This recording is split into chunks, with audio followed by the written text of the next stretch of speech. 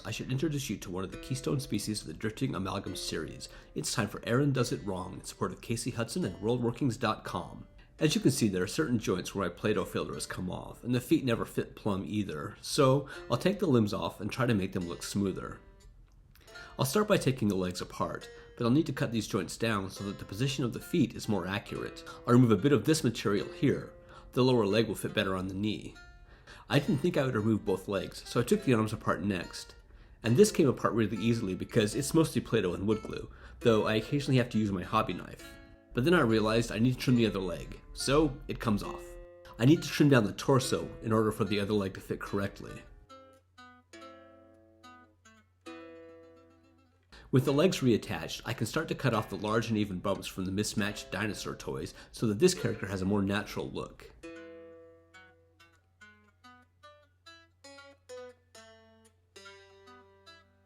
I never liked that these wings were plastic, so I'll try to find some thin scrap leather to make these wings look a little bit better. This arm will represent the being in flight, which means that this arm will need to fold down close to the body. I removed the forearm and reworked the elbow joints because as a double elbow joint, it will need to pivot and fit into the other end of the joint. I'll clear away as much of the old glue and Play-Doh as possible to make a clean contact point and re-glue the arm together. It doesn't look like much of a difference from the old, but I'm happier with the joint positioned this way.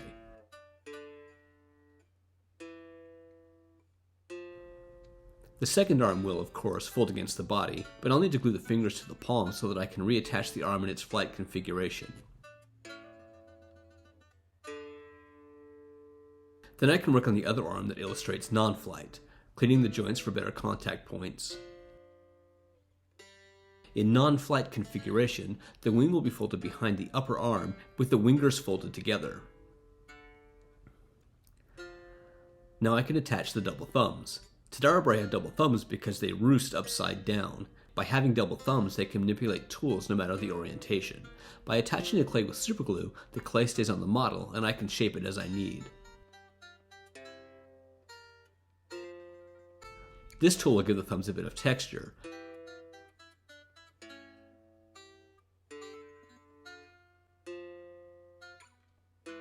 I'll make sure that I have thumbs on both arms, even though these will never be seen.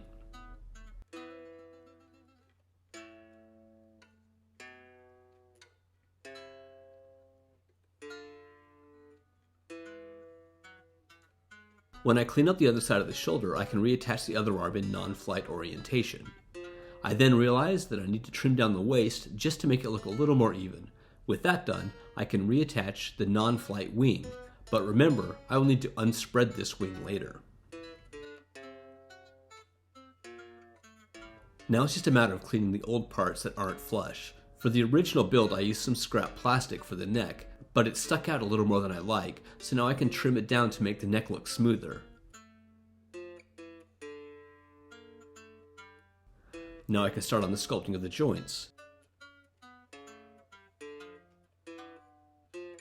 Not only does this cocktail stick fit into small gaps to make sure my clay is correct, I can also use it to texture the joints to make it more like the texture on the plastic parts.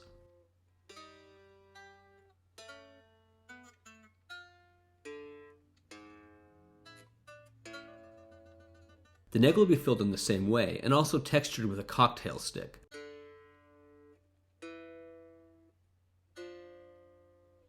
I'll add some additional vertebrae lumpies to match the ones on the plastic part, just trying to blend them in.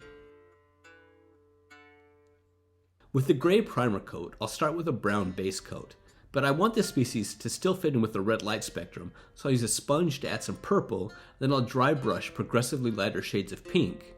This should make the highlights stand out a little bit better.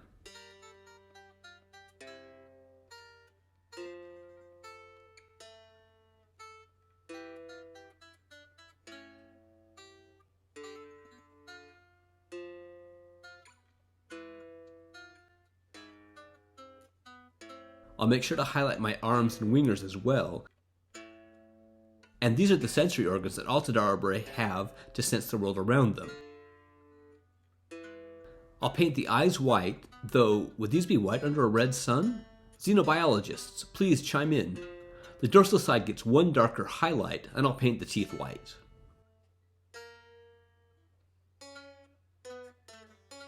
Now it's time to work on the wings.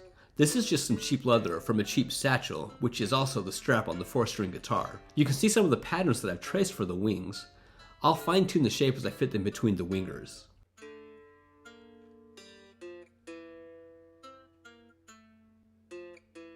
This is the wing between the body and upper arm, and I can attach the winger wings.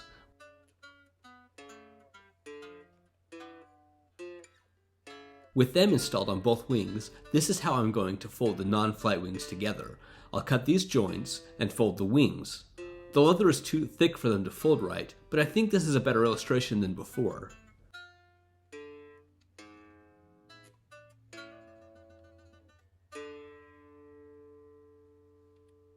I can glue and clamp these wingers together so that they can dry without falling apart.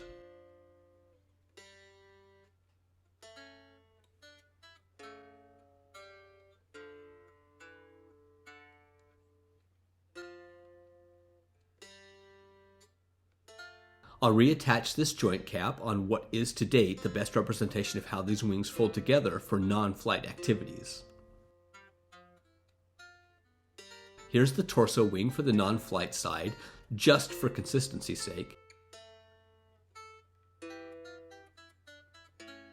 Then I can give everything a black wash.